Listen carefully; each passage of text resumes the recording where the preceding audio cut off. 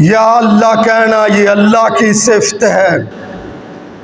تم یا اوروں کے ساتھ لگاتے ہو، مدد اللہ کرتا ہے۔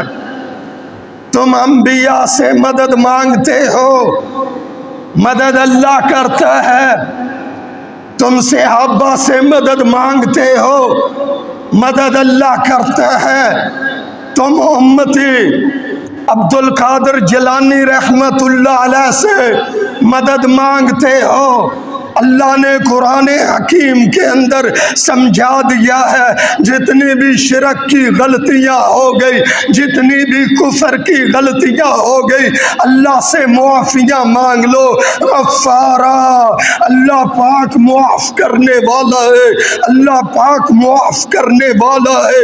ابو جہل کا بیٹا اکرمہ کشتی میں بیٹھ کر بھاگ رہا تھا، اور جب کشتی سمندر کے اندر طوفان کے اندر پھنسی، مکے کے کافر، مکے کے سردار بھی صرف اکیلے اللہ سے مدد مانگنے لگے۔ اللہ تو ہی بچا سکتا ہے، اللہ تو ہی بچا سکتا ہے۔ ابو جہل کا بیٹا اکرمہ کہتا ہے سردارو، یہی لڑائی تو محمد کریم علیہ السلام سے تم کرتے ہو۔